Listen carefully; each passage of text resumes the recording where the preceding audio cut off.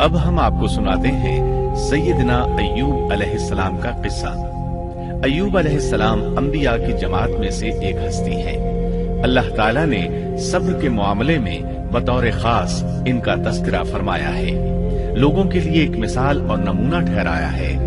آپ کا نسب نامہ یوں ہے: ایوب بن موس بن رازح بن عیس بن اسحاق بن ابراہیم علیہ السلام، یہ سیدنا اسحاق علیہ السلام کی نسل میں سے ہے۔ ابراہیم علیہ السلام کے دو صاحبزادے تھے، اسماعیل علیہ السلام اور اسحاق علیہ السلام۔ ان کے بعد سب کے سب انبیاء کرام اسحاق علیہ السلام کی نسل سے تھے، سوائے نبی کریم صلی اللہ علیہ وسلم کے۔ آپ اکیلے سیدنا اسماعیل علیہ السلام کی نسل سے ہیں۔ اسحاق علیہ السلام کے بیٹے ہیں یعقوب علیہ السلام۔ انہی یعقوب علیہ السلام کو اسرائیل بھی کہا جاتا ہے۔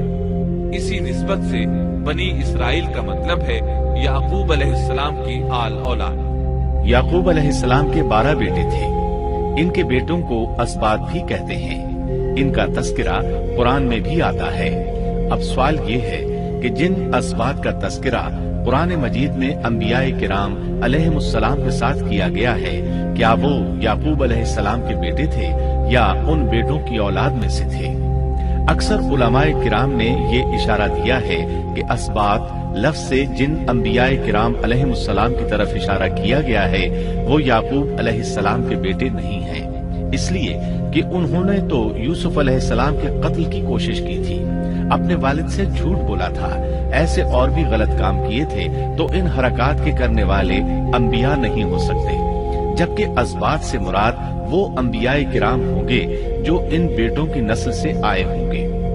بنی اسرائیل کے 12 قبیلے تھے اور قبیلے کو سبط بھی کہتے ہیں، اس لیے انہیں اسباط بھی کہا جاتا ہے، یعنی بنی اسرائیل ان قبیلوں میں تقسیم ہو گئے۔ اسی طرح سیدنا ایوب علیہ السلام سیدنا اسحاق علیہ السلام کی اولاد میں سے ہوئے۔ سورہ انعام آیت 84 میں اللہ فرماتے ہیں: اور اس کی اولاد میں سے داؤد اور سلیمان اور ایوب اور یوسف اور موسیٰ اور ہارون۔ تو یہ سب کے سب سیدنا ابراہیم علیہ السلام کی نسل سے تھے۔ ایوب علیہ السلام بھی اللہ تعالیٰ کے نبی اور رسول تھے۔ سورۃ النساء آیت 163 میں اللہ تعالیٰ فرماتے ہیں: یقیناً ہم نے آپ کی طرف اسی طرح وحی کی ہے جیسا کہ نوح اور ان کے بعد والے نبیوں کی طرف کی، اور ہم نے وحی کی ابراہیم اور اسماعیل اور اسحاق اور یعقوب اور ان کی اولادوں پر، اور عیسیٰ اور ایوب اور یونس اور ہارون اور سلیمان کی طرف، اور ہم نے داؤد کو زبور عطا فرمائی۔ اللہ تعالیٰ نے ان سب انبیاء کرام علیہم السلام کی طرف وحی فرمائی، اور ایوب علیہ السلام بھی ان رسولوں میں سے ایک ہیں۔ اللہ تعالیٰ نے آپ کو آپ کی قوم سوران کی طرف مبعوث فرمایا۔ یہ قوم ملک شام میں رہائش پذیر تھی۔ آپ بہت زیادہ مالدار تھے۔ اللہ تعالیٰ نے آپ کو بہت زیادہ نعمتوں سے نوازا تھا۔ آپ کے پاس بے شمار مویشی تھے، لا تعداد نوکر چاکر تھے۔ اللہ نے آپ کو بہت سی زرعی زمین بھی عطا فرمائی تھی۔ آپ تاجر بھی تھے۔ تجارت کا سلسلہ دور دور تک پھیلا ہوا تھا۔ اللہ تعالیٰ نے آپ کو کثیر اولاد بھی عطا فرمائی تھی۔ آپ کے ہاں 7 بیٹے اور 7 بیٹیاں تھیں۔ آپ خود بھی صحت مند اور طاقتور تھے۔ آپ کے اصحاب کی تعداد بھی کافی تھی۔ گویا اللہ تعالیٰ نے آپ کو گوناگون نعمتوں سے نوازا تھا۔ آپ روئے زمین پر نعمتوں سے مالا مال شخص تھے۔ اللہ تعالیٰ نے آپ کو آزمانا چاہا تاکہ بعد میں آنے والے لوگوں کے لیے آپ صبر کی مثال بن جائیں۔ آخر صبر کا مرحلہ شروع ہو گیا۔ آپ کا سب مال و متاع ہلاک ہو گیا، یہاں تک کہ آپ فقیر ہو گئے۔ آپ کی زندگی ہی میں آپ کی ساری اولاد اللہ کو پیاری ہو گئی۔ کسی کا ایک بیٹا بھی فوت ہو جائے تو وہ کتنا غمگین ہوتا ہے، متاثر ہوتا ہے۔ سیدنا یعقوب علیہ السلام پر غم کس طرح طاری ہوا، یہاں تک کہ آپ کی آنکھوں کی بینائی تک جاتی رہی۔ مارے غم کے وہ کھل گئے تھے، جبکہ ان کا کوئی بیٹا فوت نہیں ہوا تھا، اور ادھر 7 بیٹے اور 7 بیٹیاں فوت ہو گئے۔ یہی نہیں، تمام مال مویشی ہلاک ہو گئے۔ معاملہ اس پر بھی ختم نہیں ہوا، آپ شدید مرض میں مبتلا ہو گئے۔ بیماری اس قدر شدید تھی کہ آپ چلنے پھرنے سے معذور ہو گئے۔ उठने की सकत न रह गई, यहाँ तक कि आपका गोश्त गिरने लगा। आपकी आजमाइश इंतहा को पहुंच गई। अब आपके साथी भी आपका साथ छोड़ने लगे। उन्हें खौफ महसूस हुआ कि कहीं उनकी बीमारी इन्हें भी न लग जाए, कहीं ये कोई ऐसी बीमारी न हो जो एक से दूसरे को लगती हो। इस तरह सिवाय दो के सब साथी आपका साथ छोड़ गए। कोई आपके करीब न आता था। जो दो साथी साथ छोड़कर नहीं गए थे वो भी जरा दूर खड़े होकर बात करते थे। आपकी खिदमत के लिए बस आपकी बीवी रह गई। वो बहुत वफादार बीवी थी। ये ज़ौजा मोहतरमा आपकी खिदमत करती, आपको खिलाती पिलाती, आपको नहलाती। फिर नौबत यहाँ तक पहुंची कि सारा ही माल बिल्कुल खत्म हो गया। अब बीवी साहिबा ने उजरत पर लोगों के घरों में काम करना शुरू किया ताकि कुछ कमा कर लाएं और खामन पर खर्च कर सके। ये थे अल्लाह के नबी अय्यूब अलैहिस्सलाम। इतनी बड़ी आजमाइश में पूरे उतरे। आजमाइश भी 1-2 माह नहीं, पूरे 12 बरस जारी रही और एक कौल के मुताबिक 18 बरस जारी रही। आप इस दौरान मुजस्समा सब्र बने रहे। आपने कभी किसी से शिकवा तक न किया, यहाँ तक कि कभी ज़ौजा मोहतरमा से भी शिकवा न किया। साल हा साल इसी हालत पर गुजर गए। एक बार आपकी बीवी ने अर्ज करने की जरा हिम्मत की और कहा, आप अल्लाह के रसूल हैं। अगर अल्लाह के हुजूर दुआ करें तो वो आपकी बीमारी को खत्म फरमा देंगे, आपकी हालत को बदल देंगे। बीवी साहिबा के ये कहने के बावजूद आपने बीमारी के खत्म होने की दुआ न की, न ये कहा या अल्लाह मुझे रिस्क की फरावानी अता फरमा। बस रिज़ाए इलाही पर राजी रहे, तकदीर इलाही पर खुश रहे। आपने बीवी से फरमाया, जरा बताओ तो हम कितना अरसा खुशहाली और फरावानी में रहे हैं, कितना अरसा हम नाजो नेमत में रहे हैं। उन्होंने जवाब दिया, 80 साल। ये सुनकर आपने फरमाया, मुझे अल्लाह ताला से दुआ करते हया आती है। जितना अरसा खुशहाली में रहा उतना अरसा बीमारी और तंगदस्ती में नहीं गुजरा। इसलिए मैं अभी ये दुआ नहीं करूंगा कि वो मुझे शिफा अता कर दे या मेरी इस हालत को बदल दे, वाफिर रिज़्क अता करे, जब तक मुझ पर 80 साल न गुजर जाए। जिस तरह मैं 80 साल नाजो नेमत की बहारें देखता रहा, इसी तरह 80 साल तक मैं इसी हालत पर सब्र का दामन थामे रहूंगा, तंदुरुस्ती का सवाल नहीं करूंगा। आपके इस जवाब पर बीवी साहिबा मायूस हो गईं, इसलिए कि उन्हें तो बीमारी के खत्म होने की और अच्छे दिनों के दोबारा आने की उम्मीद थी। आपकी बात सुनकर वो बोली, तब ये आजमाइश की घड़ी कब खत्म होगी?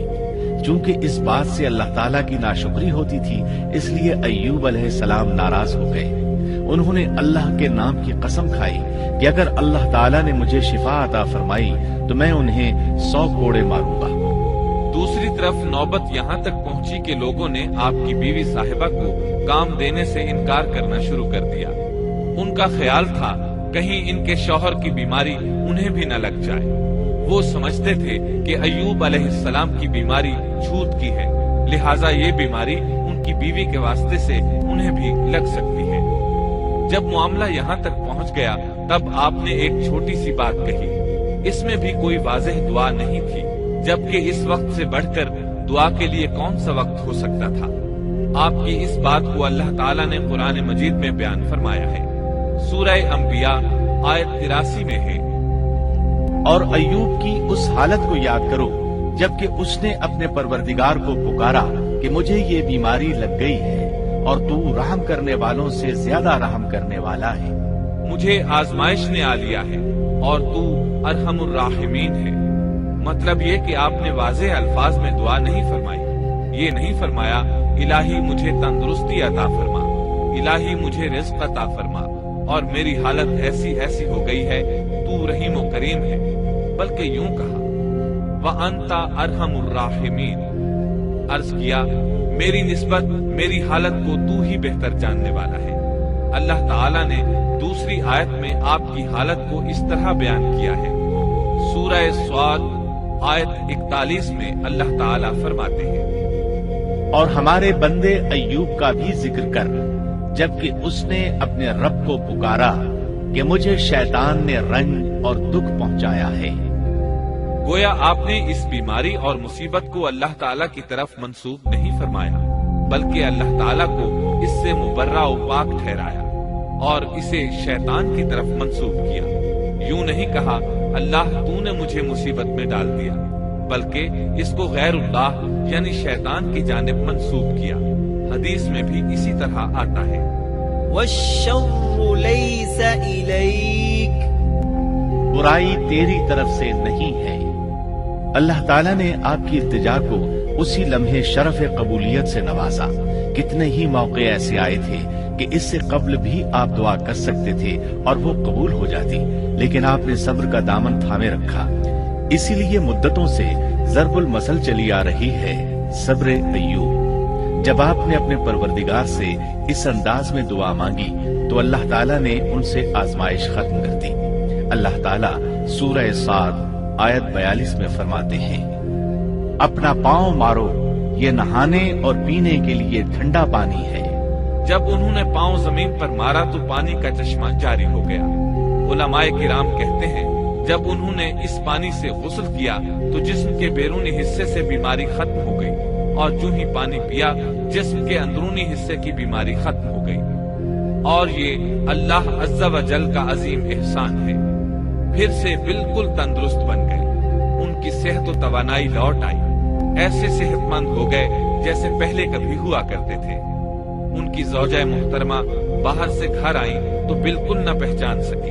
ان سے پوچھنے لگی، کیا آپ نے اللہ کے نبی میرے خاوند یعنی مرض میں مبتلا شخص کو دیکھا ہے؟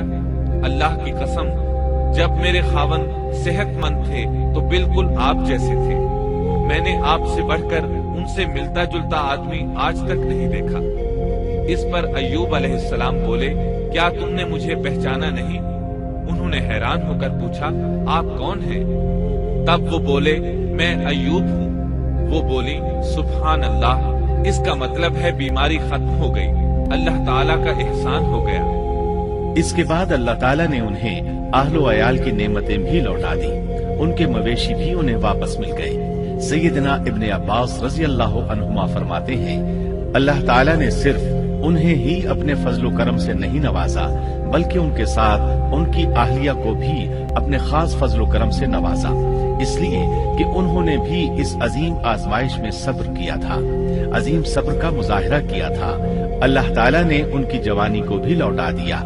ان سے سیدنا ایوب علیہ السلام کے ہاں 26 بیٹے بیٹیاں پیدا ہوئے۔ یہ روایت بھی ملتی ہے کہ 26 بیٹے ہی بیٹے تھے، بیٹیاں اس کے علاوہ تھیں۔ اللہ تعالیٰ سورہ انبیاء آیت 84 میں فرماتے ہیں، ہم نے اس کو اہل و عیال عطا فرمائے بلکہ ان کے ساتھ ویسے ہی اور اپنی خاص مہربانی سے، تاکہ سچے بندوں کے لیے سبب نصیحت ہو۔ مطلب یہ کہ ان کی جوانی واپس کر دی، مال و دولت لوٹا دیا، اور یہ چیزیں انہیں فوراً واپس کر دی تھی۔ جسمانی صحت بھی واپس فرمائی اور دنیاوی دولت بھی واپس کر دی۔ امام بخاری، امام احمد اور دیگر محدثین نبی کریم صلی اللہ علیہ وسلم سے روایت بیان کرتے ہیں کہ نبی کریم صلی اللہ علیہ وسلم نے فرمایا، جب سیدنا ایوب علیہ السلام غسل فرما رہے تھے تو ان پر ٹڈیوں کی موسلا دھار بارش ہونے لگی۔ یہ ٹڈیاں کیا تھیں؟ وہ سونے کی ٹڈیاں تھیں۔ اللہ تعالیٰ ان کو غسل کے دوران ہی اتارنے لگے۔ ایوب علیہ السلام نے ان کو کپڑے میں جمع کرنا شروع کیا۔ اس پر اللہ تعالیٰ نے فرمایا، اے ایوب، کیا میں نے تجھے مالدار نہیں بنا دیا؟ اس نئے نازل ہونے والے مال سے بے پرواہ نہیں بنا دیا؟ ایوب علیہ السلام نے عرض کیا، جی ہاں میرے پروردگار، لیکن میں آپ کی رحمت اور برکت سے تو بے پرواہ نہیں ہو سکتا۔ ہاں اے رب، لیکن میں تیری برکت سے دور کیسے رہ سکتا ہوں؟ ان کا مال و دولت سب واپس مل گیا، اہل و عیال بھی مل گئے، صحت بھی پلٹ آئی۔ یہ سب اللہ کے خاص فضل و کرم سے تھا اور اس عظیم صبر کے صلے میں تھا جو انہوں نے کیا تھا۔ اللہ تعالیٰ نے ان کی اہلیہ محترمہ پر بھی نرمی فرمائی، جیسا کہ سورہ صاد آیت 44 میں فرماتے ہیں، اور اپنے ہاتھ میں تنکوں کی ایک جھاڑو پکڑو۔ بالکل باریک تنکوں کی ایک جھاڑو لو، اس میں 100 تنکے ہوں، ان کو اکٹھا کر لو۔ اس کے بعد فرمایا، جھاڑو سے اسے مار اور قسم کے خلاف نہ کر۔ مطلب یہ کہ ایوب علیہ السلام نے اپنی بیوی کو 100 کوڑے مارنے کی قسم کھائی تھی۔ اللہ نے یہ تدبیر سمجھائی کہ 100 تنکوں کا جھاڑو لے کر ایک بار انہیں مارو اور قسم پوری کرو۔ قسم کی خلاف ورزی نہ کرو